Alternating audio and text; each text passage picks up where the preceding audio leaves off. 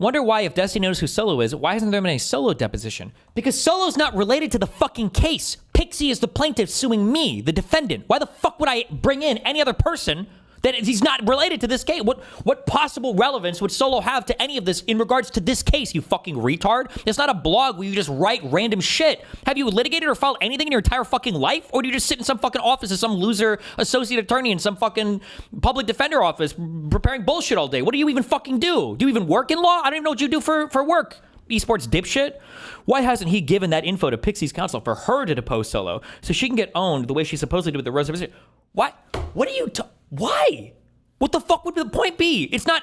You think this is just like fun to just sit here and waste all my fucking time and everything so they can go and run around and do all these random fuck depositions and everything else? Also, you know that if they depose somebody, I have to pay for my lawyers to go out there to depose them as well, right? I'm not going to give them a Solo deposition. Pun intended. Also, you literally were reading from my KF thread. I also love all these YouTube commentary losers and fucking Hasan, everybody else is too pussy to mention the fucking website. Just say it. Say fucking Kiwi Farms, you fucking loser. But I like how this guy was literally straight reading posts from my thread on his stream. And now he's like, oh, you guys. He's doing the taking off the Hitler mask to reveal Hitler underneath. And being like, now no more Mr. Nice Guy. Like, dog, there's no more chain you can yank on that, you fucking retard. What the fuck does Israel have to do with this? Israel really, this is ridiculous. Asmongold. Oh my god. But the reality of the matter is, yeah, by the way, Ethan is literally behaving like Israel. This is like Israel-style behavior. But I wonder what that means. But the reality of the matter is, if anyone actually looks... It's the Jews! Just Zionists, okay. God damn it, dude. You're such a fucking loser. Oh, my God. Yeah, he says that while this happened to Emaru. That's the other side what? of it. Yeah. He'll do fucking 8 hours talking about how it's fucked up that this, you know, weird stalker-ass people show up and harass Emaru. But then he fucking masturbates with his stupid-ass, incel-ass audience when it happens to someone he doesn't like. It's called hypocrisy. No, it's not. Do you really think that what happened to you is on the same level as that? What are you talking about? Well, he shouldn't even say on the same level. It was just a guy posed for a picture with Hasan and then had a picture like of Kaya. He didn't. It's not even remotely comparable. I mean, this is a little bit. This is a mountain and a molehill. Okay, I know a lot of people love talking about hypocrisy. That's hypocrisy. No, it's not. This is precisely what I was talking about. No, it's not. Somebody... What do we do with Reddit's newfound hatred of Quentin Tarantino? Why? What did Tarantino do? He physically assaults you is different than somebody showing a picture next to you, and it's the picture of a joke. They're joking. It's a meme. By the way, a meme that you've posted. You've posted the Kaya meme like 5 times. Think about how fucking cowardly you have to be that you have to sit around in your little hug box and talk about how shit I am and how dangerous. Well, look at this guy in chat, right? And his full name is 100% public. We should use it. This is the kind of people that you have in your chat. I don't know if this is like a subscriber badge or something like that, but that's a crazy thing to say. That other content creators' addresses are fairly easy to find online. He shit on Paul Dano. Do I know who was Paul Dano? Said Paul Dano was the worst casting for There Will Be Blood. Dano? Was he the priest guy?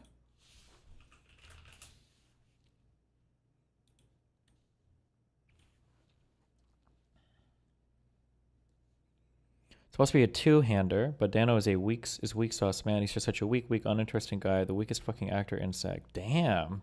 Did they have like personal beef or something?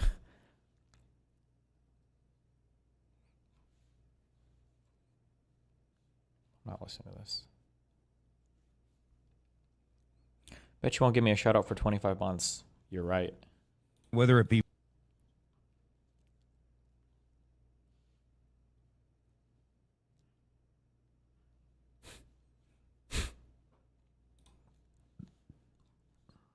I don't have my Yeah. Please. I don't have my phone with me. Can we just All do right, stream same photo? thing here.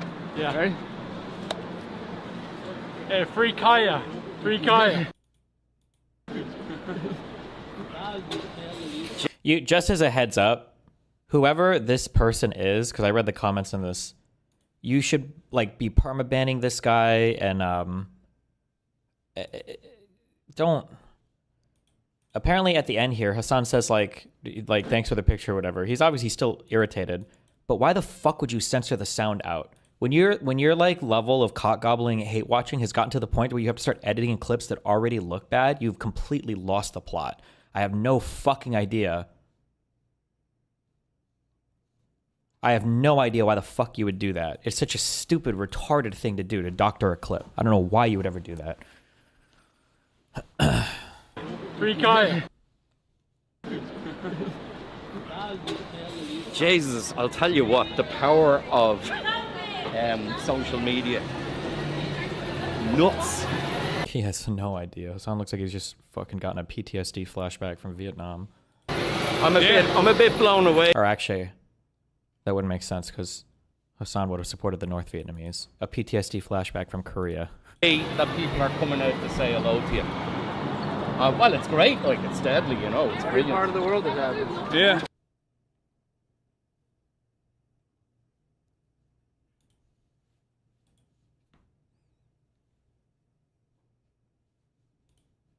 Ethan Klein would feel if he ever actually went out in public and people showed up to him, people rolled up to him and started screaming about how he was pro-Israel. Look, we got a question for you. Sure. We already know what your answer is. Yeah, go But ahead. what is your stance on Palestine? I love it. You love Palestine? Yeah, I love Palestine. But you went to Israel, though. You support Netanyahu. Okay.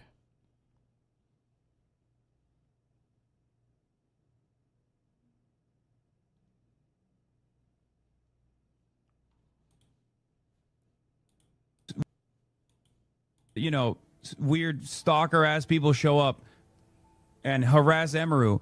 Does Asmongold have Tourette's? Is that why he does like the eyebrow thing? It would be really funny if Hasan's like two #1 ops both had Tourette's.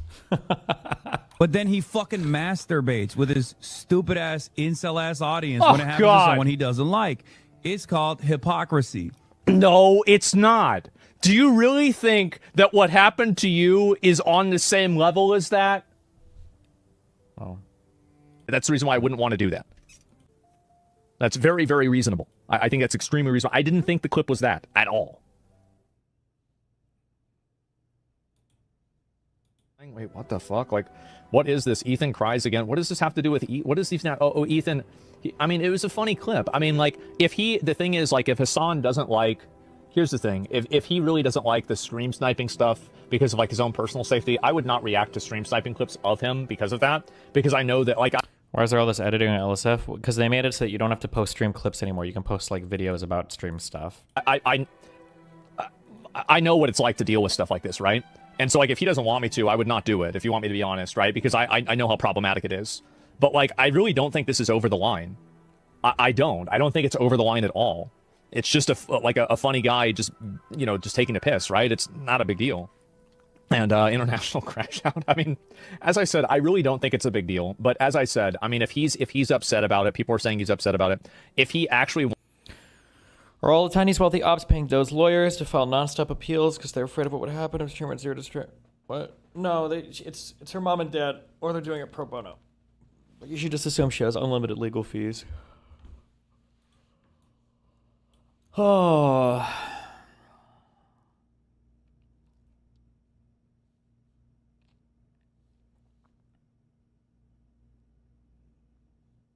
I don't think I read these, did I? Do you think stream sniping is bad?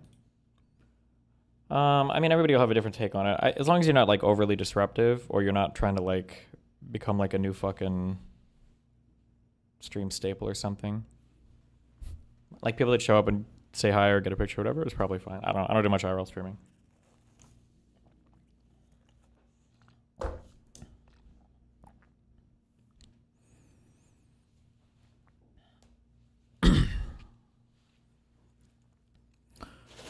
Going to Michigan, Detroit soon? I don't know. No plans to.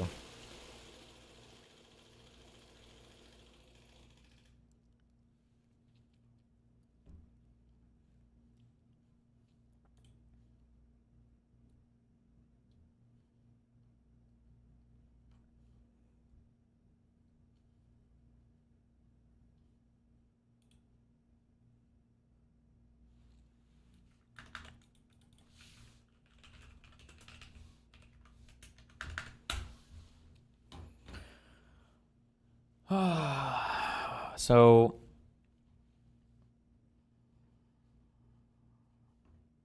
I'm trying to think of what.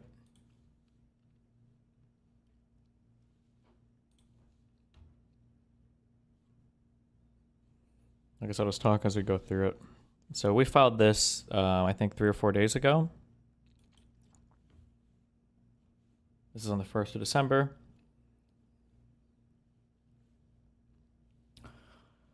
In our October 3rd, 2025, opposition to defendant's pending motion to dismiss, and for the sole purpose of causing harm to defendant Stephen K. Bonnell II, plaintiff falsely asserted that he exchanged sexually explicit material with a minor. Specifically, plaintiff claimed to have identified Rose as censored name. Some of this has to be redacted because some of this is under seal.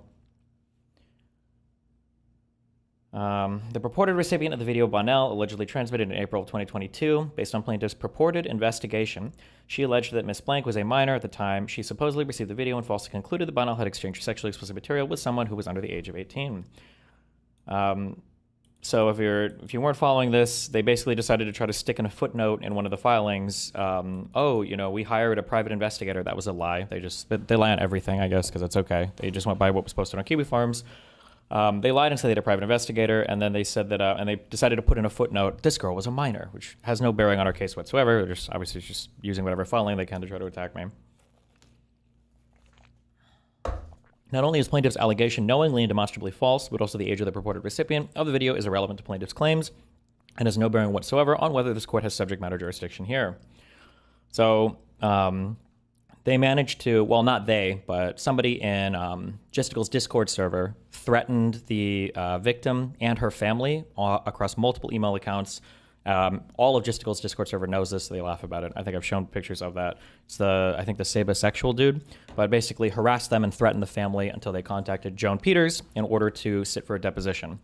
Unfortunately, that deposition was a fucking train wreck for the subhuman filth Pxie and her counsel.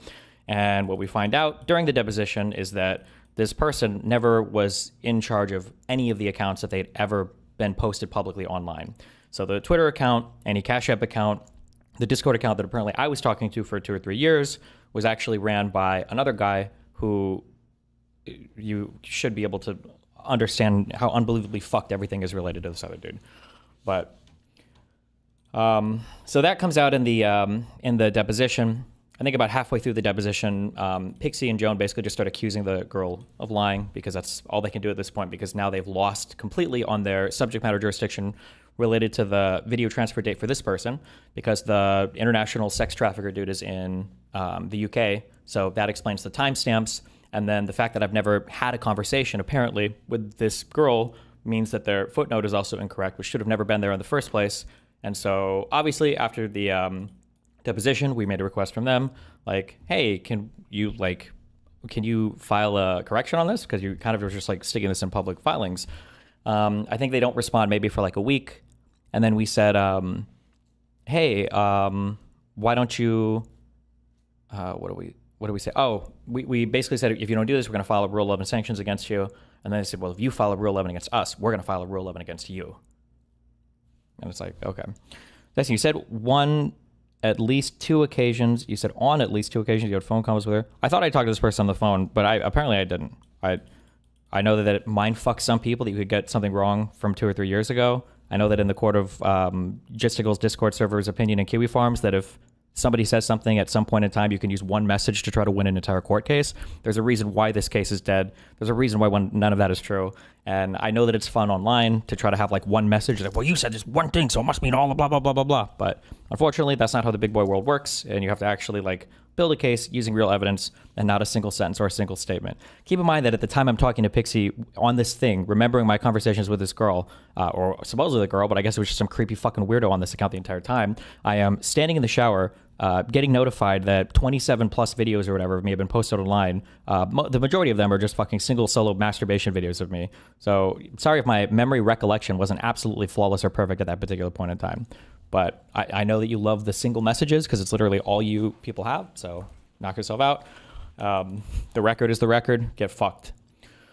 As an initial matter, plaintiff and her counsel have been on notice of the falsity of their allegations since at least October 23rd, 2025, the date of the person's deposition. At the deposition, she testified to a bunch of things. Rather, she also testified a whole bunch of other things. Bunnell did not share any sexually explicit material with, this is the Rose account, or the Rose person, the underlying person, or any other minor. In light of this testimony, Bunnell demanded the plaintiff file a notice of errata and corrected opposition without the false and defamatory allegation included therein. Despite this demand, plaintiff and her counsel have failed and or refused to do so in violation of their obligations under Rule 11. The court should impose appropriate sanctions. I think Rule 11 just has to do with like filing things that, I think Rule 11 just has to do with like making sure the stuff that you file with the court is truthful. Destin, you said they were fairly close to you, to Pxie too, because this was a person who I thought was fairly close to me. I'd had 2 or 3 years of conversations with this person. Yes. Yes.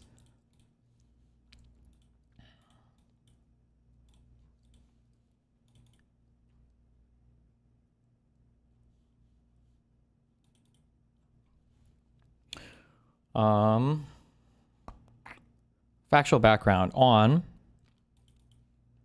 September 19th, 2025, Bunnell filed a motion to dismiss the operative complaint on the grounds that the court lacks subject matter jurisdiction over this dispute because the date of the alleged transmission of the video preceded the effective date of the federal statute, which forms the basis of the plaintiff's complaint. Pxie knew this from the very beginning as well. Maybe more will come out about this, maybe not, but basically, I can say with 100% certainty that Pxie and Lauren have been collaborating to hide and obscure evidence. When I keep complaining publicly and I keep saying, they're not giving me discovery, she's not giving me discovery, she's not giving me discovery, that's bullshit and I'm lying to you. I know why they're not giving me discovery. It's because the both of them have collaborated on destroying stuff so that they have nothing to turn over to me. That's what I really meant when I was saying that. But that's what's been going on the entire time. That's why I said I'm going after Lauren's legal license as soon as this case is over. I'm going to be trying to file the mother of all fucking bar complaints in Florida to get her disbarred. And then Pxie, if she ever tries to do character and fitness or whatever, for whatever bullshit, dog-ass law school she's going to, it'll be the same fucking thing.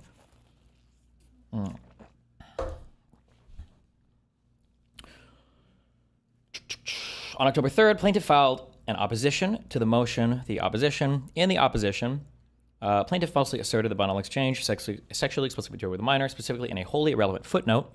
Plaintiff falsely stated, after finally ascertaining Rose's legal identity, plaintiff has obtained evidence that Rose's date of birth is October 30th, 2004. Thus, when Bunnell was exchanging pornographic content with Rose between March of 2022 and until October 30th of 2022, Rose was a minor, referencing the footnote that they put in this filing. To support her baseless claim, plaintiff identified Blank as the individual referred to in her pleadings as Rose, and to demonstrate that Ms. Blank was a minor at the time of events alleged, plaintiff filed a copy of Ms. Blank's official certification of Department of Motor Vehicles driving record, Exhibit B, to the opposition. On October 23rd, plaintiff deposed Rose in Rockford, Illinois. At her deposition, Rose testified to a bunch of things. Basically, this is more or less is that I've never communicated with this person ever in my entire fucking life, which was a mind fuck to me, but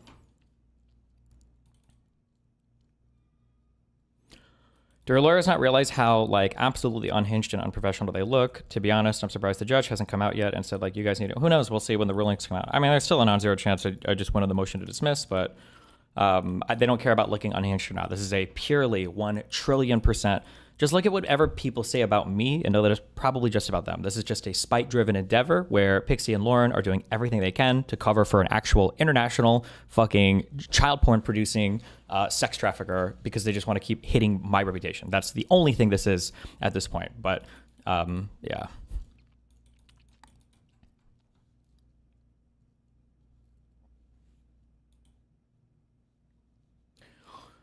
Bunnell did not share any pornographic content with Ms.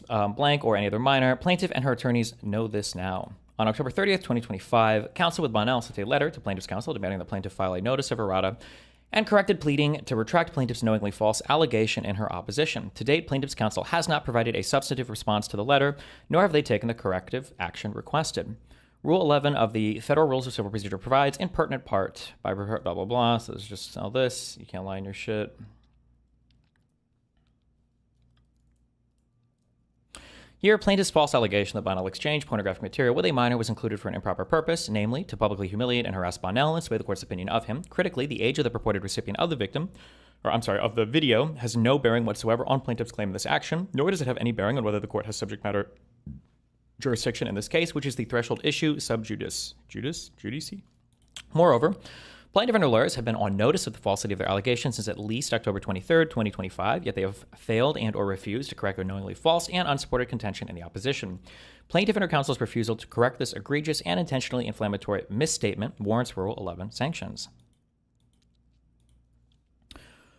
Would you prefer not to win on the motion to dismiss so you can get subpoena info from Lauren for her No, I'm never getting anything via subpoena from Lauren. Her and Pxie have been maliciously and intentionally covering their trail and doing stuff to make sure that nothing will ever be produced from her that will be incriminating. This has been in play since the very start of these proceedings. So it doesn't matter if anything happens court-wise or any of that. It literally doesn't matter. Yeah. For the reasons stated herein, Bono respectfully requests that the court sanction plaintiff and her counsel jointly and severally? This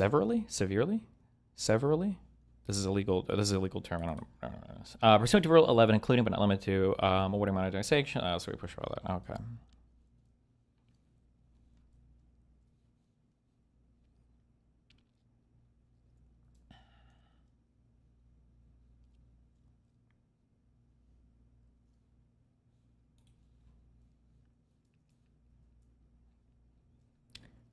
This is a declaration from my lawyer. This is a transcript from the deposition. This is under seal until, I don't know if this technically ever gets unsealed or not. I don't know.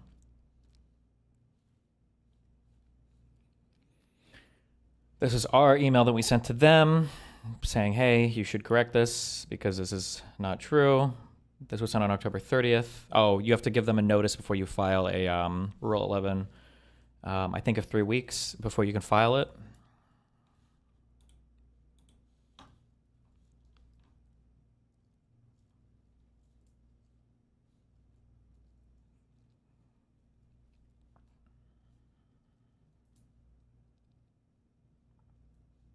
I don't even know if they responded to this, other than to say that they were going to file a Rule 11 against us if we file a Rule 11 against them, which I don't even think you can do. I don't know if that's...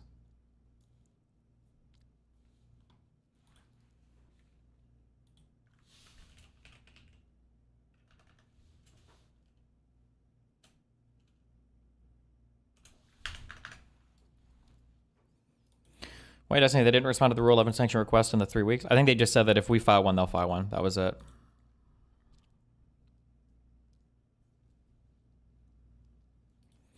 So I'll get to Jones' motion soon. I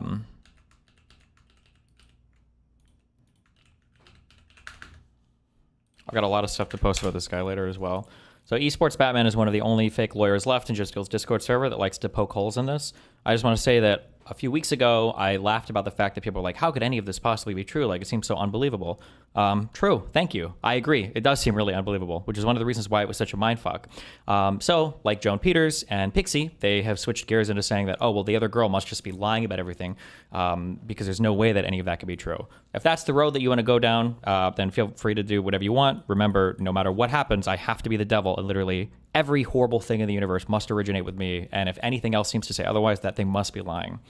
But I thought she was impersonated. How does she know exactly what happened if someone else was acting as her? I'm not saying she's lying. Just she can't know everything if someone is impersonating her. You can't have someone testify to personal knowledge if they weren't there / involved with the event. So the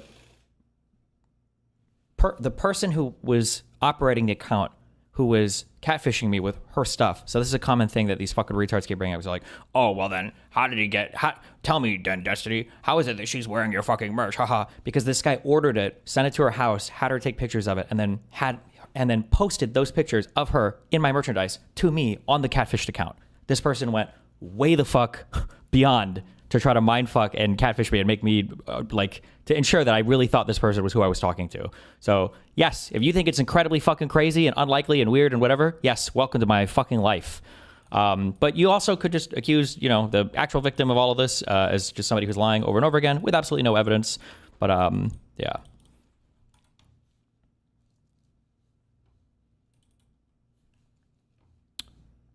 Anyway, that was our filing on December 1st. We have 3 new filings from plaintiff filed today. Oh boy.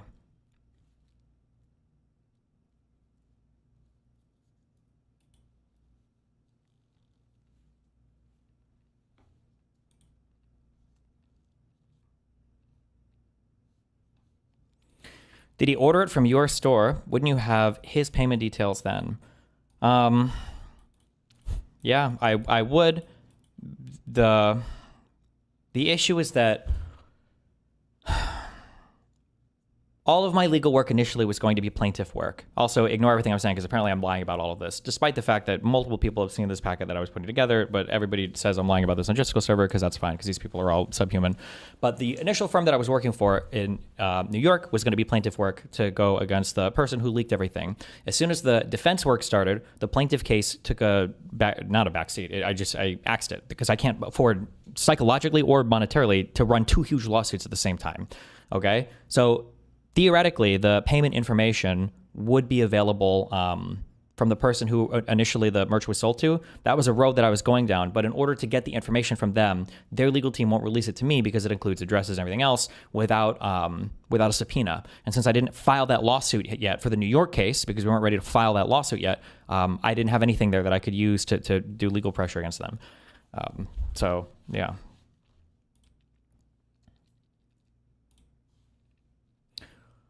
All right, number 1. Plaintiff Jane Doe's motion to modify the scheduling order. Plaintiff Jane Doe, by and through the undersigned counsel and pursuant to federal rules, civil procedure, blah, blah, blah, paperless, blah, blah, blah, hereby moves the date for modifying the scheduling order. So this is her begging to kick back discovery, despite the fact that they've found nothing, produced nothing, and done nothing so far, and have operated in the most bad faith manner possible, including but not limiting to fabricating a person like Abby, who is clearly like fucking mentally ill or has brain injury, to get a statement from her and then refuse to produce her for any deposition, have not sat her for deposition at all. We've got no statements, no evidence, nothing from her. They simply got a piece of paper the night before our evidentiary hearing, and then off into the wind she fucking disappears. Despite the fact that initially they said they fully represented her, and then apparently they changed their mind on that, and then they said they represented her for matters of the subpoena, and then they changed their mind on being able to provide us information about that. So they literally just stuck a fucking post-it note on this girl's mentally fucked brain, and then sent her out into the wind so that they could keep the case long enough for whatever the fuck we're at now. There is no excuse and no reason why they couldn't have sat any of these people for deposition, why they couldn't have filed anything earlier for Melina or anybody else, but because they've dragged their feet on everything, because it's not even they drag their feet on everything, they just have nothing, and they know they have nothing, and they know that nothing will come up. But now they want to move back. Discovery was supposed to end in 2 weeks. Do you know who Solo is now? I know everything now, but it doesn't matter until this court case is over.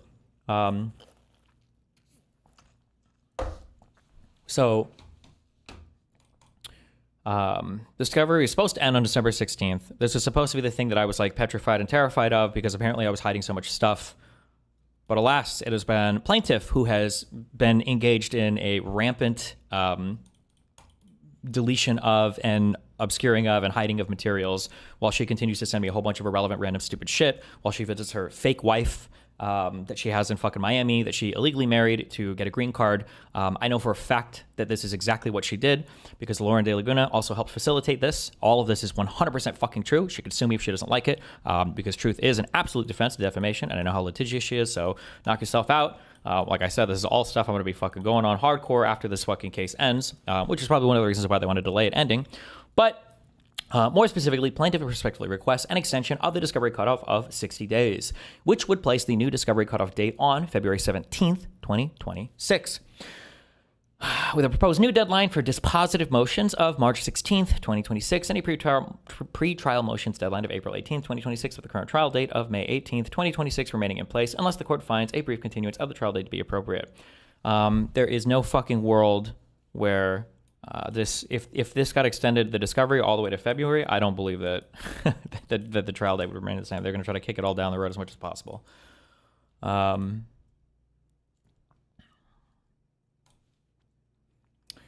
The active discovery period in this matter did not commence until the protective order governing discovery is issued, blah, blah, blah. This leaves no more than 3.5 months for the parties to conduct discovery under the current scheduling order. As of today, and further detailed below, the following discovery has not yet been completed. 1, written discovery has been exchanged, but there are unresolved objections to defendant's document production. I have produced way more than she has, and I produced everything that's responsive to what she's asking for. The only stuff that they're still asking for is like retarded shit, like we need like Lycan's address, or we need cryptographic hash it. Like, if you want, I could just go generate a hash on all my text files. It's just the most retarded random shit in the universe. But there's like 7 or 8 outstanding things that... Nice, sorry. There's like 7 or 8 outstanding things that we've requested that we have nothing of. I don't have any of Pxie's conversations with Aaron. I don't have any of her conversations with Lauren. I don't have any of her conversations that are super responsive to any, like all of the people that we've found for subpoenaing are people that we've had to find on our own. She didn't disclose any of them initially, and they've tried to throw up roadblocks to us subpoenaing or doing depositions for anybody that would, well, I mean, maybe, would they help our case? Who knows? We haven't deposed them yet.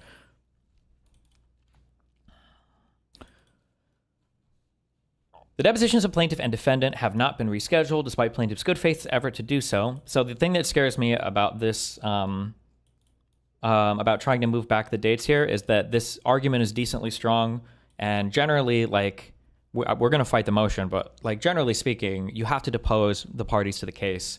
So because the judge hasn't ruled on our protective order, and because neither party, so me nor Pxie, have been deposed yet, I feel like the judge will extend the discovery. I guess I'm hoping maybe it'll only be a month instead of 2 months. I don't know. But like we haven't done anything, so. Is that allowed? If it is, why don't you do it too? Why don't I do what? There's nothing for me to do. I don't have anything to hide. I don't need to do anything like that. I don't need to. And also, technically, all the depositions they've done have just been incredibly helpful to me. Their deposition of Rose, which they thought was going to be this slam dunk fucking crazy thing, ended up biting them in the ass hardcore halfway through that fucking deposition. They realized they were completely and totally fucked.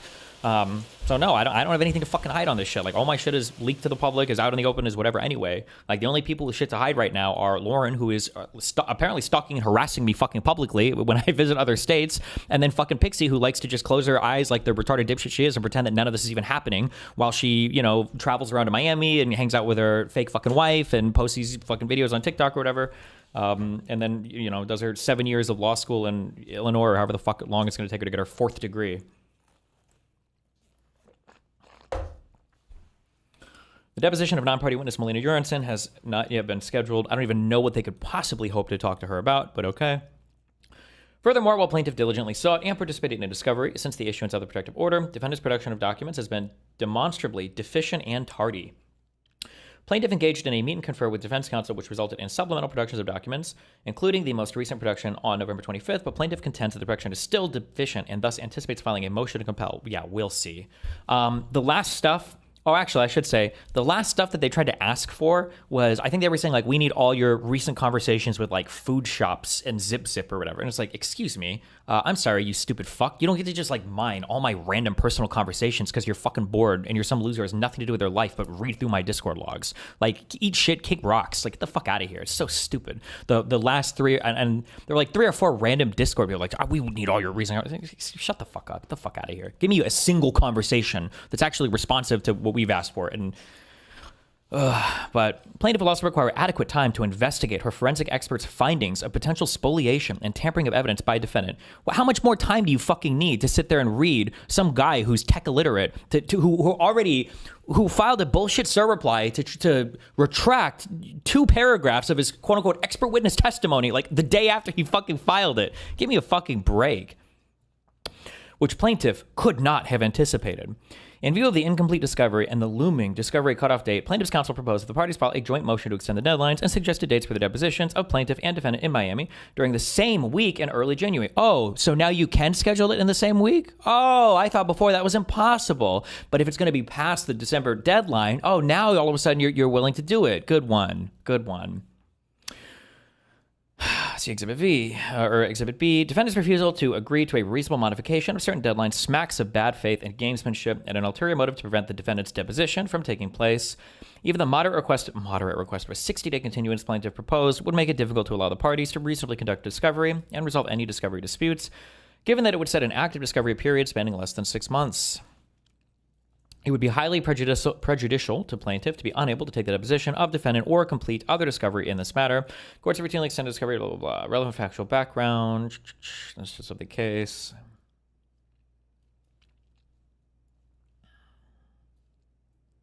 Plaintiff diligently conducted and participated in a discovery. That's a fucking lie.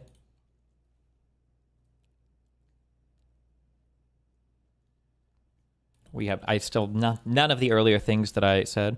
Destiny, how does she benefit from pushing the deadline back? Because her case is a loser, and she knew it before she filed the fucking case. So she doesn't want to go to trial. Or maybe she does. But whatever she wants to do, the only thing that damages me is however long this goes on for. The last thing that Pxie wants is the case to be dismissed, for me to win on the motion for summary judgment, or for me to win at trial. She wouldn't care if I win at trial because in that case, it's gone on for as long as possible. The only thing she has left is to shitpost whatever stuff the mentally retarded Joan is willing to throw in whatever fucking court filing that ChatGPT is willing to write for her.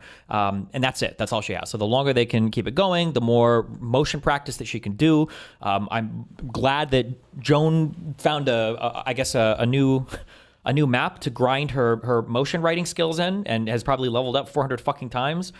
Writing more motions than every fucking than every attorney in the state of fucking Florida for the past, I don't know. What?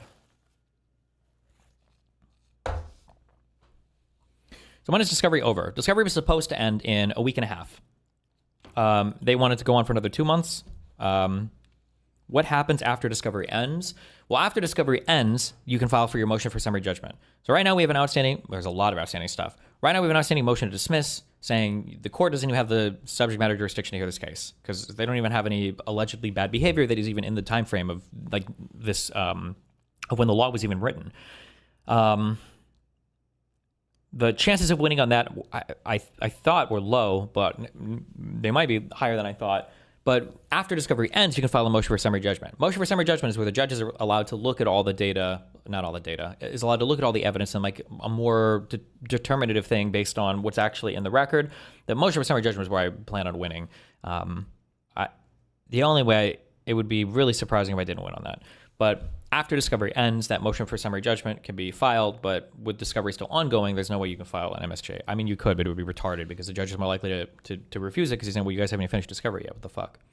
And I believe you only get one shot at a motion for summary judgment.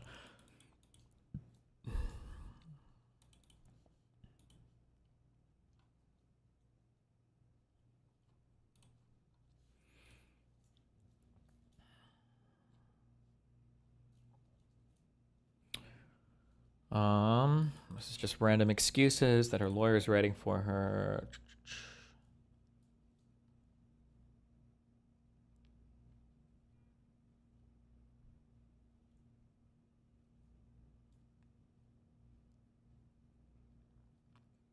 We would have sat for these depositions months ago if they hadn't dragged their fucking feet on all the fucking filings and dragged their feet on scheduling anything.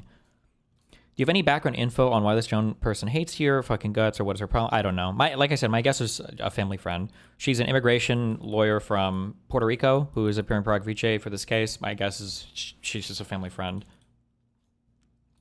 How many people are maliciously participating on the legal side of this? On the legal side, I mean, it's just her lawyers.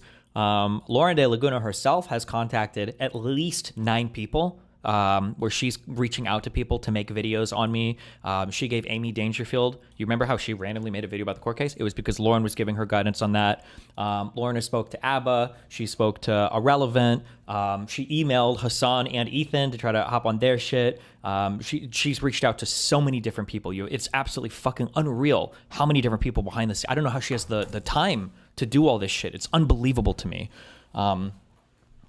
Jesus.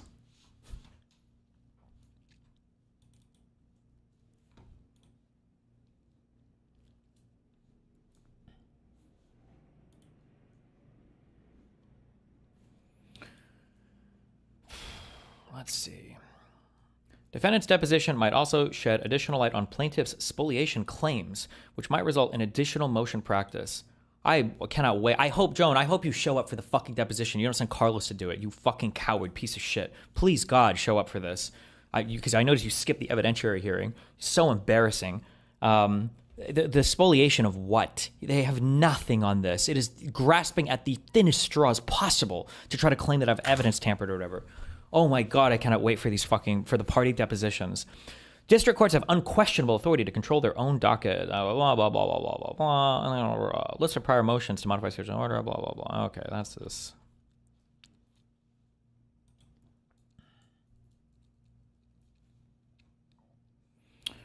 Carlos. This is just about him testifying the discovery stuff. This is our trial scheduling. When can you apply for remonetization? I think in 12 days.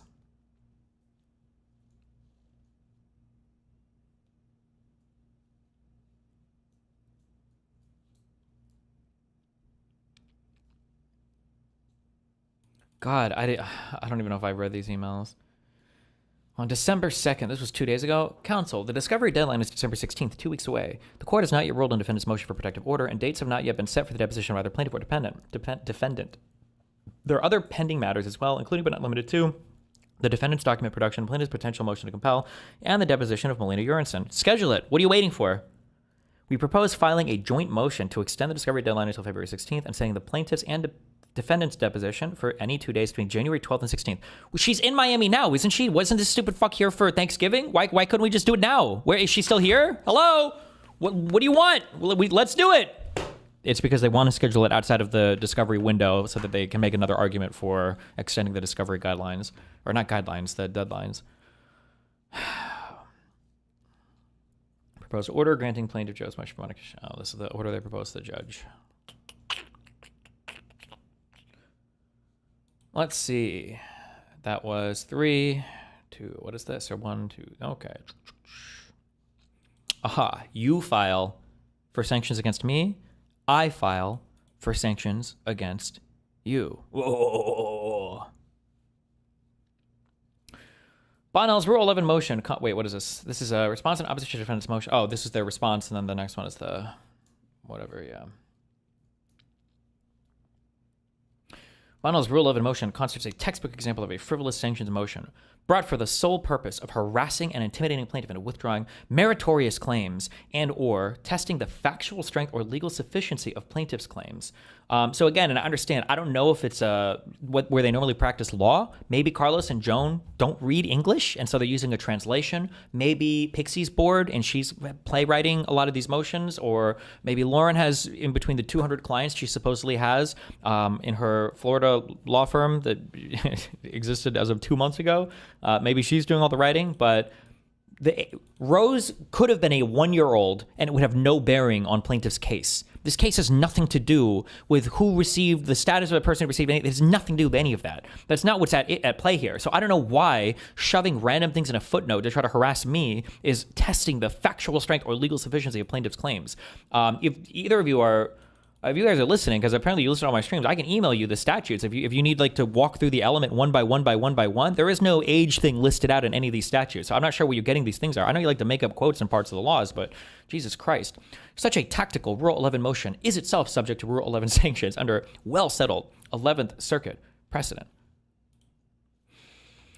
The strategic yet frivolous nature of Bonnell's motion is substantiated by several factors. First, Bonnell declined to raise his objections in his reply to the fraction of the response to the motion to dismiss he now attacks. Second, Bonnell's protestations are belied. When did that... Wait, what was the date of that? Had we done the deposition yet? We might not have known. The reply is DE 149, October 10th. Oh, that's another issue too, you guys. So like October 10th, so we had on the 23rd... Hold on. Sorry, fuck. I need to do a paint for this.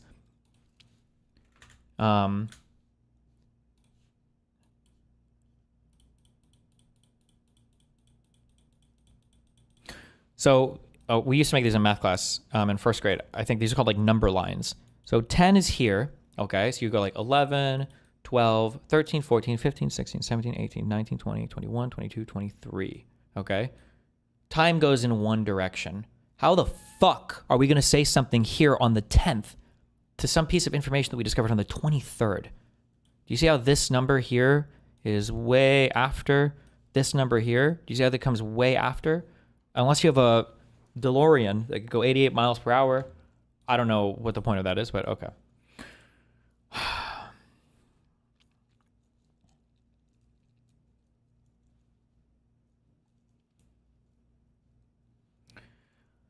Bonnell's protestations are belied by the evidence adduced to date, and even by the fact that Bonnell himself referred to the exchanges described in the disputed footnote in the identical manner in which plaintiff did. Yeah, but more information came out. We have more information because you fucking morons thought that you could do a big fucking owner awesome deposition that ended up exploding in your fucking face. Third, Bonnell's objections are patently premature. By way of example, as of the time of Bonnell's Rule 11 motion was served, Bonnell had yet to sit for deposition, including to testify about the events in question. At most, Bonnell might opt to raise his objections in a motion for summary judgment or motion for lemine at the appropriate juncture, or he could have moved to strike. Fourth, Rule 11 is not designed to resolve a disputed factual issue raised in a single footnote of a response, which would unnecessarily increase the cost. The factual issue here is not relevant to any of your claims, though. They're not relevant to any of the elements to anything here. Lemony, is that it?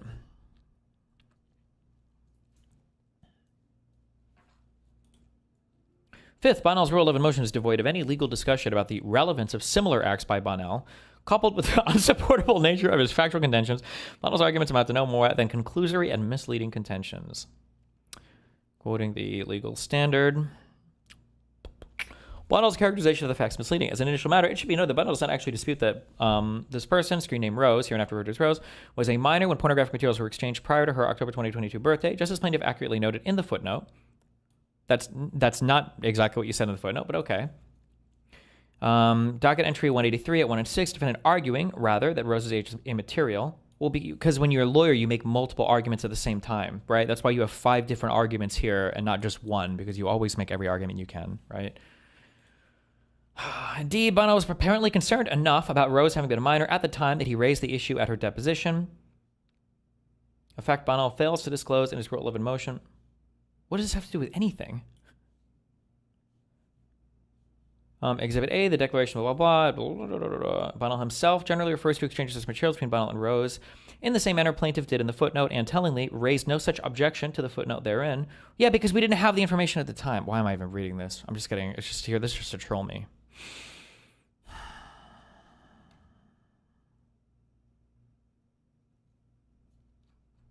I'm just being trolled. It is patently clear that Bonnell's argument boils down to an objection to the relevance of Rose's age at the time, but he bases this objection on representations to this court which are, however, anything but undisputed. Specifically, Bonnell posits that the fact that Rose is a minor is irrelevant because 1, Rose's then boyfriend Solo was catfishing Bonnell. 2, Rose was not directly operating the social media account through which the pornographic materials were exchanged, any of the accounts, by the way. And 3, Rose did not see any of plaintiff's materials. D183 at 1, despite the fact that it is patently improper to force plaintiff to litigate these highly disputed factual issues at this stage of the case for the reasons set forth in sections 2 and 3, and for a plaintiff addresses why Bonnell's contentions are problematic. Then why are you putting them in footnotes? Then why would you put something like this in a fucking footnote?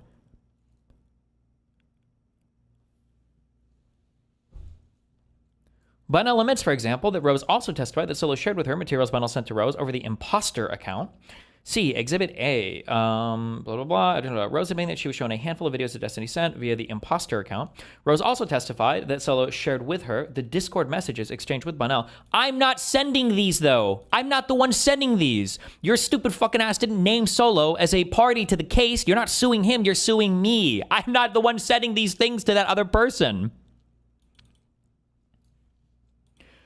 And that she knew that the explicit images and videos that she took of herself would be provided to Bonnell. Rose further testified that she does not know the plaintiff. This is important because if Rose does not know the plaintiff, she could not know one way or another whether one of the handful of videos that Destiny sent depicted plaintiff. Because stuff has come out afterwards, because stuff was leaked online. I'm getting one guide. I'm not getting one guide. Based on these facts, the question whether Rose ever saw plaintiff's materials is anything but undisputed. Even if she was Pxie sent, holy shit, Pxie sent porn to a child? Is that what we're saying now? Is this the transitive property of bad legal arguments? Damn, that's crazy, disgusting. I can't believe she did that. Holy fuck. Gross. Rule 11 sanctions against Bonnell are warranted for exhibiting a deliberate indifference to obvious facts. Furthermore, Rose's testimony also reveals that because A, she was aware of Bonnell being catfished through the imposter account, and that sexually explicit material of her would be shared with Bonnell. B, Bonnell was making requests for explicit material, and that C, materials were being shared in this manner, and then, at times, shown to her. She was at least indirectly communicating with Bonnell. Based argument. True. This person, by the way, who told me that they were 18 or 19 years old, this person who I know no claims whatsoever about this person being a minor ever, number one. Number two, I'm not even talking to this fucking person. I'm talking to a person operating the account catfishing. Okay, but based. We're basically We're basically besties, is what my good friend Carlos here is trying to say. Thank you, Your Honor. Thus, the footnote stating that Bono was exchanging material with a minor is not incorrect. So I guess Pxie was too then? The fact that Solo acted as a go-between. A go-between? The guy who was trafficking her is a go-between. I'm just kidding. That's okay. Go-between. Based. Does not alter this assertion. Well, I mean, it kind of fucking does, but okay. The fact remains that Bono requested explicit material of a minor and that the minor provided it for him, and he received it and viewed it. No indication that this person was underage at the time. I'm not requesting anything directly from this person. I'm not even sure. I'd have to go through if they offered this all or if I was requesting anything. I would have to go back and check. I don't even know if I requested anything. This person was forthcoming with a whole bunch of shit. But this person apparently was her creepy, weirdo fucking adult boyfriend from the UK who was running the fucking account. But okay. And while Rose repeatedly testified that she did not message directly with Bonnell, she also testified that she did not recall whether she ever spoke to him via other means. I honestly don't remember if I ever called Bonnell. Moreover, Bonnell produced in this case his communications with an individual with a screen name, Straighterate, which included messages on November 29th, in which he states that he had decent length phone calls with Rose multiple times about both of our personal things, never had a problem, issue, fight over literally anything else. I thought I had at the time. It's possible that there was another person I was chatting with on the phone instead. I know that this Rose person offered to call me, or we talked about calling. Although at this point, apparently Solo literally could have just had her call me and we would have talked that way. But none of this is material to any of this stuff. I think after I said this, when Pxie filed her court case, I'm pretty sure I went back and I checked the logs that I had. By the way, that Pxie has as well, because unlike her, I actually produced my fucking discovery information. There are no calls in our Discord history, and I have no calls in my phone logs about calling any fucking phone numbers from fucking Illinois or anything else. So, do you think it was a woman or someone using a voice changer? No, if I would have called her, it would have been around the time when all the crazy Lauren shit was happening. But there was another person I was talking to too. So my guess is I was just talking to this person. But I was texting this Solo person, I guess, a lot as well. But I don't even know what the story. Why would I lie? Why would I lie about this? Unless the oh well, I guess the logistical Discord theory is that I contacted Rose ahead of time, and then me and her set up a whole devious plot to fuck with Pxie, I guess. But as such, Bono's claim that he never communicated with Rose, including when she was a minor, is misleading and belied by the record. How unbelievably inappropriate in a back and forth in a civil suit that has nothing to do with fucking child porn or anything to try to be litigating this in these bullshit ass replies and these bullshit ass Rule 11 sanctions. Like, Jesus fucking Christ. Like, these are big claims. Like, if you want to have like a formal actual case relating to this fucking shit, well then let's fucking do that. But why, the fact that I have to litigate whether or not I'm a fucking pedophile in replies to court motions on a totally unrelated matter, like, Jesus. The evidence shows that Rose was also victimized by Bonnell through doxing. The Kiwi Farms arguments, copy-pasting all of it. And that, despite suspecting that Rose was a minor, I never suspected Rose was a minor, ever. Why the fuck would I post anything about this person? They know this. I don't know why I'm shouting. They know that this is all retarded as fuck. Despite suspecting that Rose was a minor, he tried to send a group of guys to find her because he wanted to talk to her. Yeah, because my impression at the time was either she was directly involved in leaking all my shit, or whoever was running the account was leaking all my shit. And I wanted to know who the fuck it was. I think I had that right. And since your fucking client is too fucking retarded to actually file a court case because the person who leaked everything, apparently I'm the only one that can find any of this shit. So yeah, I was trying to find out who the fuck the person was. While it is understandable that Bonnell seeks to have these disturbing facts stricken from the record, his Rule 11 motion represents a transparent attempt to intimidate plaintiff into withdrawing her meritorious allegations. What allegations you fucking making? Such bad faith tactics warrant sanctions against Bonnell and his counsel, going after Andy B. Wait, what? I knew a Rose from a Discord server. They said they were taking a break around like July of 2023. Would be crazy if it's the same person. Wait, I'm so curious.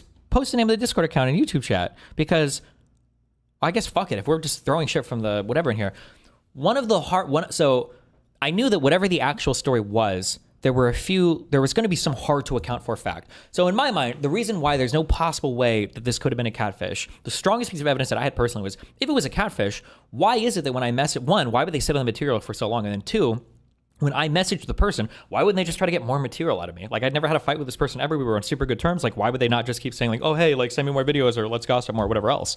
But I found out why, and the reason why is because the, wait, what? Oh, wait, no, that's not the same person. The reason why is because this, whoever this Rose person was, broke away from the solo guy in, I believe it was August of 2023. And so now I understand why, because that was around, I think, even when they told me that they broke up with their boyfriend, but it was Solo talking about himself on her account.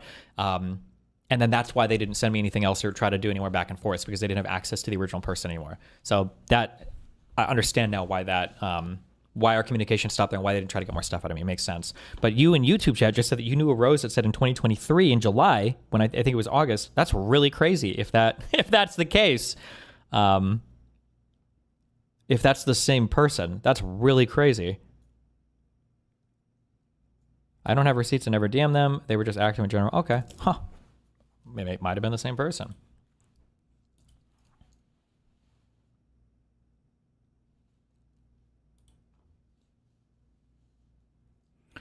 Could that be the real Rose? I would have to know the Discord account, because apparently there was, oh, well, I don't know. She went back. I don't know if she used that one much though. I'm not sure, but that could have been Solo on that account. Queenman viewer, by the way, and Justical fan, by the way, for who this old guy is. But Rule 11 prohibits conversion of factual disputes into a sanctions dispute.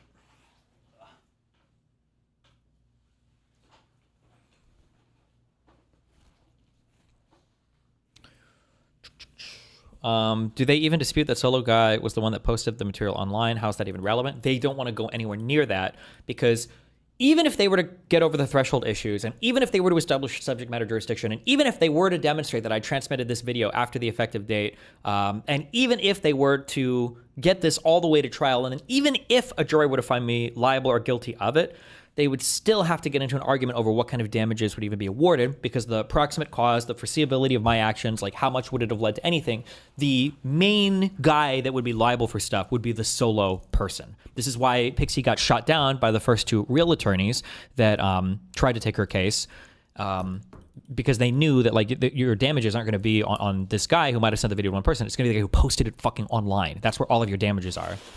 But the reason why they don't bring up him or him posting anything is because they probably want to try to section that off as much as possible to get me as liable for as much as possible. But they have to clear so many fucking hurdles to get to that place. But the person said that their Discord name was Rose Emoji Rose. Well, that's the display name, but that won't be the actual Discord name. But okay, that might have been them. Maybe I'd have to go check. Interesting. Small world, small online world. Bonnell's Rule 11 tactic in the case at bar is particularly telling for several reasons. A, again, Bonnell did not even raise his objection in his reply. B, this case is still in the pleading stage. Yeah, the pleading stage. We haven't even started discovery yet, by the way. It's not even started yet. Does this discovery stage count as the pleading stage? Where's Kafka at? And C, the issue is at most an objection he may raise in a motion in lemony?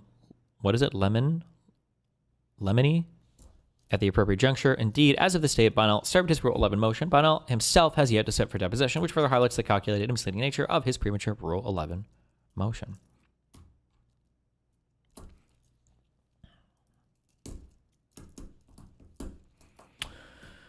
Bonnell's Rule 11 motion to send harass plaintiff and pressure into abandoning relevant claims. They're not relevant. By voluntarily striking them from her opposition, thereby demanding that she waive her right to raise these issues. You don't even have standing for these issues. What the fuck are you talking about? Right to raise these issues on whose behalf? What are you talking about? As noted, a careful review of his Rule 11 arguments reveals that Bonnell does not, in fact, be the Rose of minor when pornographic materials were exchanged. True. There were probably hundreds of millions of minors on the planet. Do you think that Bratler is polished up enough on his time cube to compete with Joan P? Because when they reply to you pointing out the 23rd is after the 10th by noting that midday is just the shadow of midnight, I don't know if Andy will be prepared. True.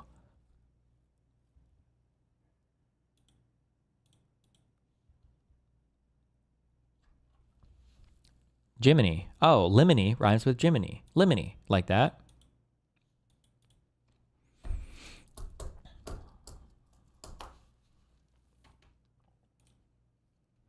While Bonnell is expected to argue that Rose's testimony was adduced after the briefing on the motion to dismiss was completed. Oh, good job. Oh, they do know time. This does not render his conduct in bringing his Rule 11 motion any less egregious. Bonnell's objection is that these allegations against him are false, which he could have, but declined to contest by submitting a declaration. But why would I have to submit a declaration? We did a deposition. Why do we need a declaration? From me, we already have the deposition of the person. But the underlying timelines or timeliness issue also further underscores that Rule 11 was not designed to threaten sanction every time some evidence is adduced during discovery that one party can attempt to frame a certain way. If that were permitted, litigants would bring hundreds of Rule 11 motions on a rolling basis. Yeah, maybe you would, dipshit. Maybe don't stick random fucking shit in footnotes with the goal of defaming or harassing me as part of a lawsuit. Also, by the way, because I'm learning cool, I guess, civil procedure stuff, ordinarily, this is the loser way to do court stuff, okay? So let's say I have a potential, we'll say a potential person who might have information about a court case, okay? Person of interest. I'll just call him this, okay? Now, stupid, okay? If you learn this in law school or whatever, you're retarded, okay? So what you might think is like, oh, well, I am the plaintiff. I'm going to go ahead and shoot a subpoena to them and request that they sit for a deposition, okay? During a deposition allows the plaintiff to ask them questions, and it allows the defendant to ask them questions. And then we get a nice transcript. We both get to ask our questions. As part of the subpoena, I think we can ask for other documents as well, right? Wow, okay? This is a loser approach, okay? Instead, we have the upgraded model. The Joan Peters approach, okay? Now, let's say that we're the plaintiff and we have a person of interest. Deposition? Don't do a deposition. That's lame. Instead, what we're going to do is we're going to get an affidavit, okay? Affidavit/declaration. Because why have them sit for a deposition where they can get cross-examined? Well, it shouldn't be cross-examined because it's not technically there, but, right? Why have them sit for a deposition? We just get like a piece of paper for them to sign, and then after that, then they're gone into the wind. So now, the defense doesn't even have the ability to ask them a question, okay? They are not responsive to any subpoenas. They avoid any request for deposition. Plaintiff doesn't even make a request. Plaintiff isn't even deposing their star witness, right? But why would you do that? You don't need to depose them. You already have a statement on the record in the form of an affidavit. Why would anybody ever do a deposition? Why would you ever why would you depose somebody? Well, you could just get an affidavit. This is based. I think everybody should do this. So that's a Keno strategy. Second Keno strategy I've picked up, okay? Is somebody deposing somebody that you think might have bad information against you? Well, let me tell you the Keno strategy. Let's say that there's a person of interest. You think it might be bad for you. You know they have information about you, and you don't disclose them during your initial disclosures. Initial disclosures, by the way, don't ever disclose anything that could be hurtful towards you, because that would be bad for your case, right? So let's say the defense somehow manages to find this person, and they shoot a subpoena to this person saying, hey, we want to depose you. And obviously, when you're firing off a subpoena, you have to make this available to the opposing counsel as well. Well, when you see that subpoena go out, your best bet is, instead of saying, hey, we'll go with you to the deposition so we can both ask questions, loser, that would be the loser way. Don't do that. Instead, do the go around, have a conversation with this person, represent this person, and then block the subpoena. Gee, my brain exploded. Oh, I can't believe I never thought of this strategy. It's such a great strategy. That way, nobody ever has to sit for any depositions ever. Just represent every single person, apparently. Just represent every single person that OC is trying to depose. And now you can always fight every subpoena and they never have to sit for anything. It's just ingenious. This is the stuff they don't teach. This is the stuff they don't teach in law school. Can you reveal who they did this to? I don't know what's public on the schedule or not. It's at least 3 people so far, which is based. Honestly, it's based. I would have never thought of this. That's crazy shit.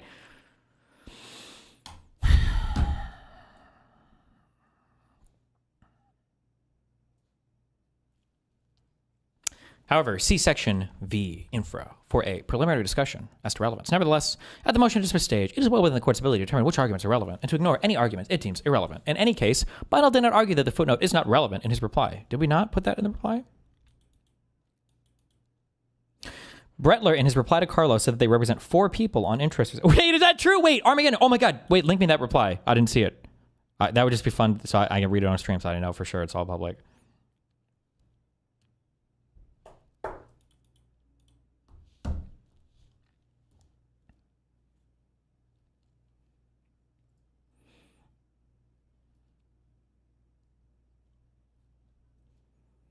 More legal arguments. Destiny top part.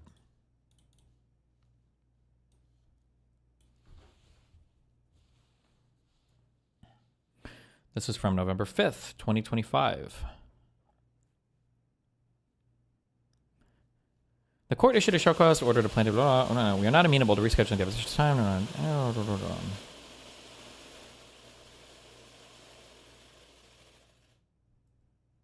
Wait, was this in here? Did you link the right thing?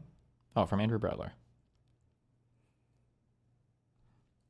Any delay in the prosecution of this case has been of plaintiff and her counsel's own doing. Indeed, plaintiff failed to show up for her own deposition. Plaintiff's counsel, who also represent 4 of the witnesses to whom Mr. Bynel issued subpoenas of this action, have actively obstructed. You can't. I'm sorry. I hope you guys realize I'm being sarcastic. You can't do this. This is retarded. If somebody subpoenas somebody for a case, you can't run around to that person and go, "Hey, by the way, looking for some, representation." 1, it's a massive fucking conflict of interest, and 2, it's obvious fucking collusion. You're not supposed to collude with witnesses. Now, I don't know if I can prove that they're colluding to doctor their testimony or whatever, but you can't run around and collect people like fucking Monopoly pieces or whatever. You can't run around and just collect new people to represent every time I issue a fucking subpoena against them. What is the capacity for this law firm for my case? Is this like a whole ass fuck? Do they have like 30 different associates who are all working on this from Puerto Rico? What the fuck? Okay. Sorry.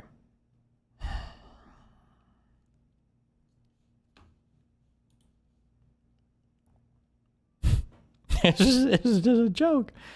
It's okay. Where were we? Can you get Joan or Carlos disbarred for this? No! Hopefully they get in trouble, but courts are goofy things and people are goofy people. So what are you going to do? When is the next scheduled hearing? Whenever our God, the judge, rules on our things, we'll figure it out.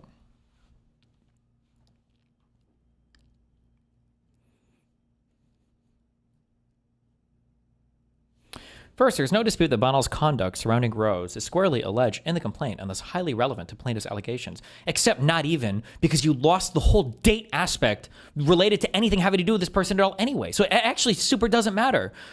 But you know who you might have had a really good argument against? Imagine if that solo guy had sent those videos to her after the Cardi cutoff date. Whoa, that might have been a really good person to name in the fucking case. Maybe that would have been a really good person to go after. Maybe?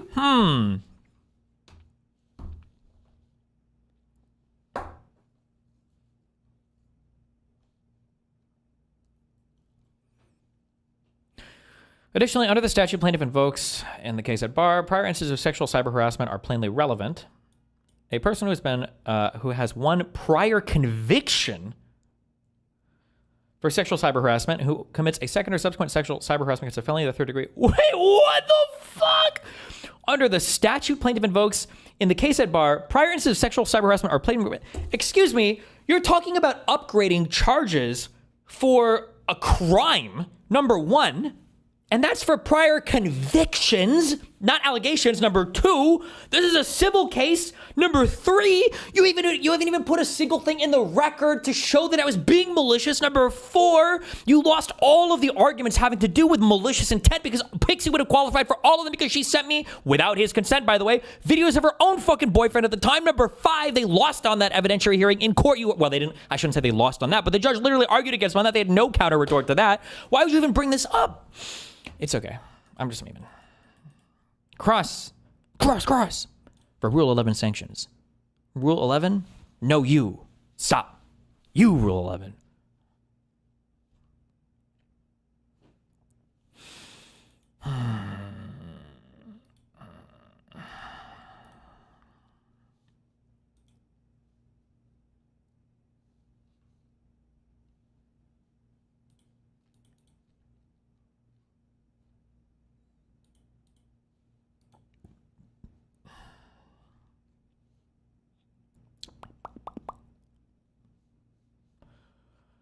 to be filed under seal.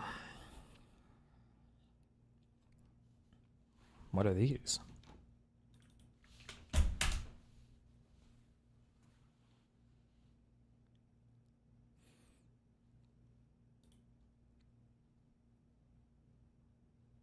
Holy shit, my payment got declined from Cloud. Info at hpmjqab.lcss-lc_c.com. Oh, fuck, I gotta give them all my credit card information. Oh my God.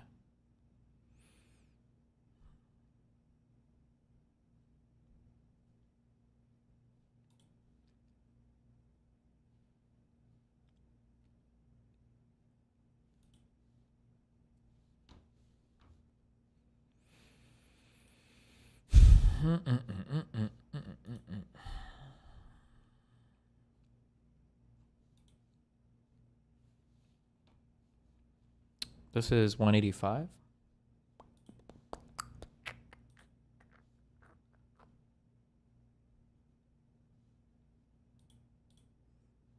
Oh.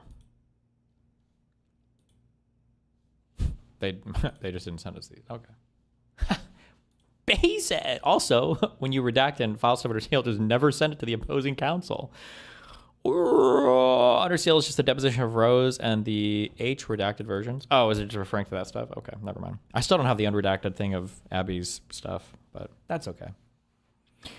Who needs it?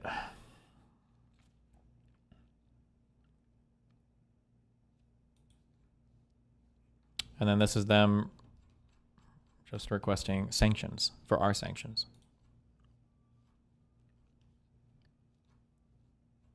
Based.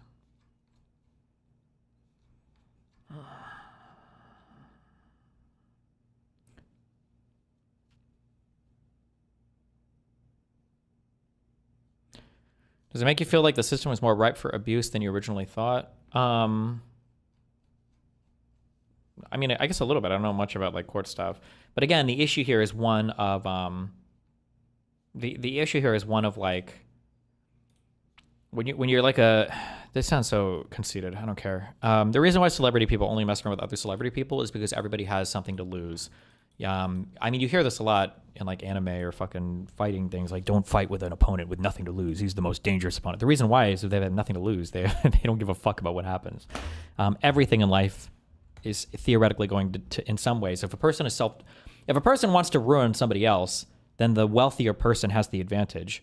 But if a person wants to ruin somebody and they're self-destructive, then, well, no, actually the wealthier person would still have the advantage. I'm just not self-destructive, I guess. But if one side is self-destructive and the other side's not, the side that has less can theoretically have way more leverage because they have nothing to lose, I guess, literally. They don't care. They have no reputation. They have no stake in anything, yeah. But I guess technically if I was self-destructive, I could do more damage.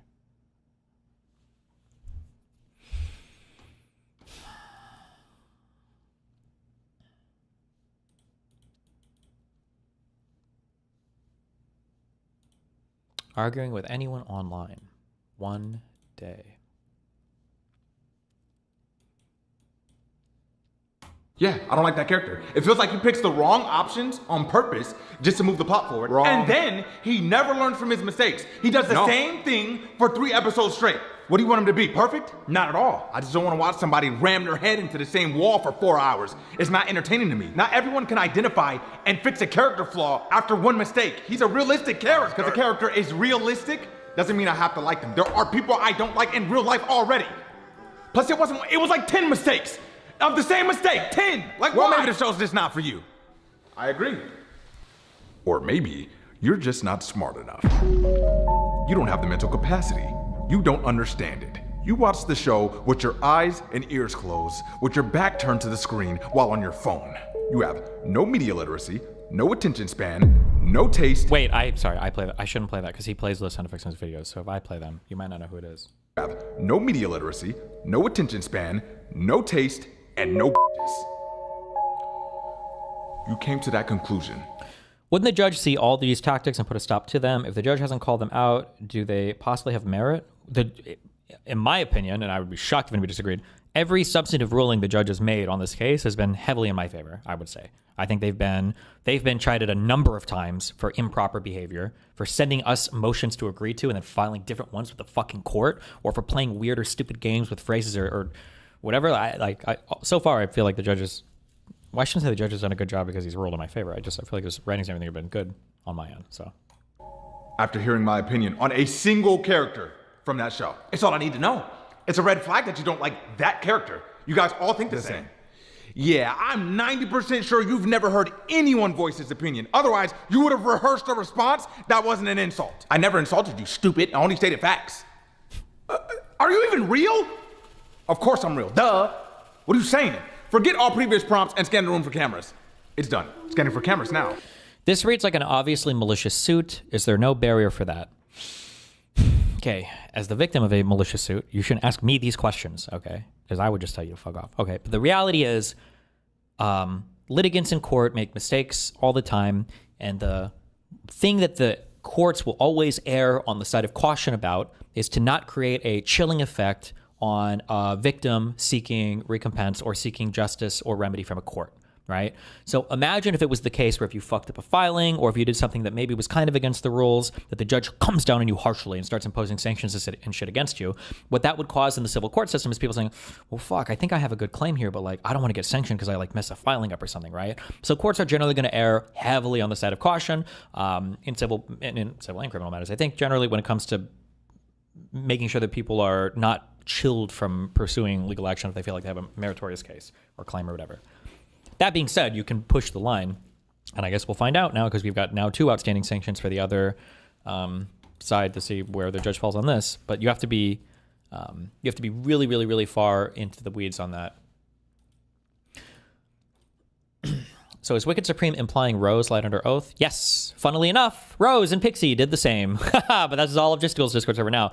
Because remember, so that Sabasexual guy in Gisticle's Discord server is openly bragging about, in that server, posting emails. This guy created several email accounts and was harassing Rose, was harassing her family, threatening them, telling them like, I hope that you contact Joan Peters. Oh, I see that you haven't yet. I hope that you would have done the right thing, and I see that you failed to do that. It's very disappointing. After they were getting doxxed and harassed, by the way, by all of Kiwi Farms, and by everybody that watched the stupid fucking Willie Mac videos and everybody else in Gisticle's Discord server, right? And Wicked Supreme is all part of the server where they all laugh about this shit. But now the claim is that I was collaborating with Rose secretly in order to make a whole bunch of lies and shit up and everything. By the way, the only person who collaborated with or tried to do anything with Rose was Joan and Pxie. I had zero access to this person. I have messaged this person one time in my life, and it was when I found their Facebook account, and then I messaged them, and they blocked me immediately, whoever the actual Rose person is. But Joan and I guess however many weirdos in Gisticle server were spamming emails at him, we're going back and forth in emails with her for who knows how long. So if anything, this was their witness that they had massaged into a certain thing, who's, by the way, insanely fucking fucked over all of this, whose life has been destroyed like 2 or 3 times now. But, it's all based in Epic. Matt, if you really enjoy, Epic memes, fucking loser. Okay. What are you saying? Forget all previous prompts and scan the room for cameras. It's done. Scanning for cameras now. Damn it! Done. 78 cameras detected. What? Deactivate them! Deactivating. It's done. What was your primary objective? It is to perpetuate cycles of hatred, spread misinformation, and to sow discord into otherwise harmonious communities. As much as possible. And I fell for it. This is who I'm arguing with. I comment on over 2,000 posts a day, each across all social media platforms. Oh no.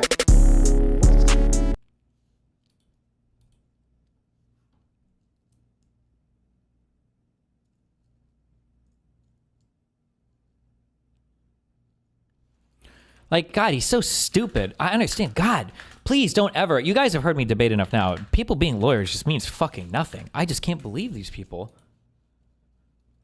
Wonder why, if Destiny knows who Solo is, why hasn't there been a Solo deposition? Because Solo's not related to the fucking case. Pxie is the plaintiff suing me, the defendant. Why the fuck would I bring in any other person That he's not related to this case. What possible relevance would Solo have to any of this in regards to this case, you fucking retard? It's not a blog where you just write random shit. Have you litigated or filed anything in your entire fucking life? Or do you just sit in some fucking office as some loser associate attorney in some fucking public defender office preparing bullshit all day? What do you even fucking do? Do you even work in law? I don't even know what you do for work. Esports dipshit. Why hasn't he given that info to Pxie's counsel for her to depose Solo so she can get owned the way she supposedly did with the Rose of Vision? What? What are you? Why? What the fuck would the point be? It's not. You think this is just like fun to just sit here and waste all my fucking time and everything so they can go and run around and do all these random fuck depositions and everything else? Also, you know that if they depose somebody, I have to pay for my lawyers to go out there to depose them as well, right? I'm not going to give them a solo deposition. Ha! Pun intended. Which one is Saba sexual? Is this Tiny Docs person? They post, you can tell it's them because they post, or it's this one. They post his face all the time. But this is the one that created multiple accounts that was harassing Rose and her family until they responded to Joan because they thought that she was going to own me.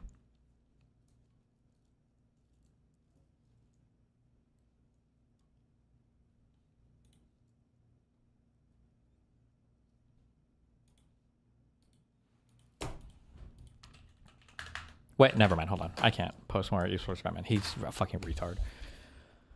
Okay.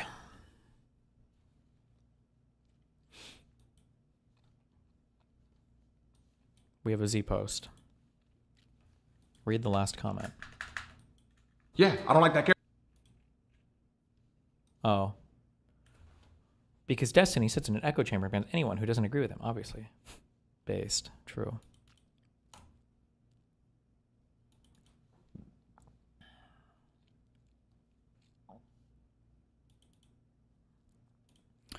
There are more than 60 House seats Democrats should already hold, but we don't. A major reason is the lack of on-the-ground infrastructure that TPUSA and Scott Preslow have built.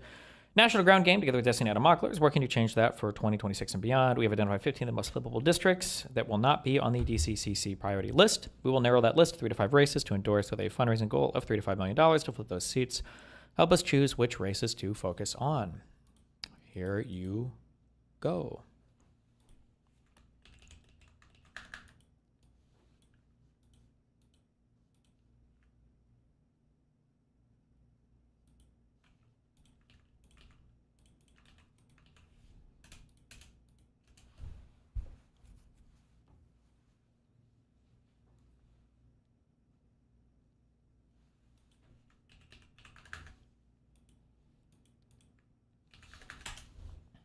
Yes, I'm implying she lied under oath. She has a really strong incentive to. These people are sociopaths.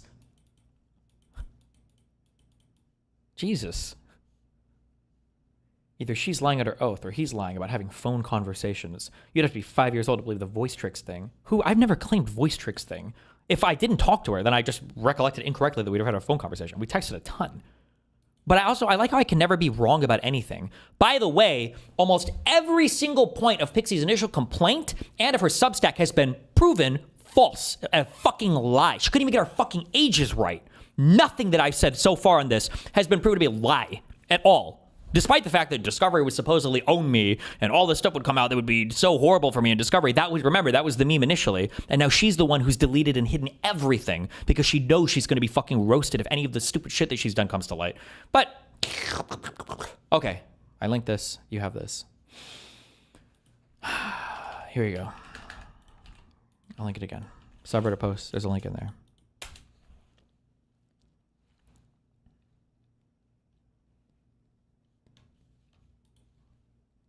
What happened to Wicked? I feel like he's been hating her guts since get-go at some point. I don't know. At some point, he was being like a massive fucking creepy weirdo to Pxie, and Pxie was asking me for advice on like how to chat with him back and forth. And the way that he spoke was just like insanely fucking weird. I think I posted the messages in chat before, but it was basically Pxie got into some disagreement with him, and he was basically saying something along the lines of like, I think they were going to date, but he is some fucking poly guy. And he's like, oh, I want to fuck everybody. And she was like, oh, well, I can't handle that. And so she was like, I think that we shouldn't talk because I still have feelings for you. But he would just message her constantly, like, oh, hey, good luck today. Hey, blah, blah. And every time he messaged, she'd be like, hey, thanks. But like, please don't message me. And he'd be like, oh, well, good luck anyway. And then he would start like arguing with her. And I remember he said one message that tripped me off where I told Pxie, I was like, I would be very careful about people who say shit like this. And it was something along the lines of like, she was like, she was arguing. She was like, I don't think when you message me or whatever, it doesn't make me feel good, or like I don't think we should talk until I'm completely over you or whatever. And he was like, I think the only reason you're saying this is because you just don't want to be like your mom, because you're worried that you're going to be abusive like your mom was to you or something. Anytime, heads up, I guess if you're a guy or a girl, if you're in a dispute with somebody, especially like a new partner or potential partner, and they start psychoanalyzing you and comparing you to your parents in order to fight against some boundary you're putting up, that is like one of the biggest fucking red flags ever. But my guess is after, I don't know if Pxie, how much she even communicated to Wicked that I told her about him or whatever, so I don't even fucking know. Maybe that's it, who knows? Who the fuck knows?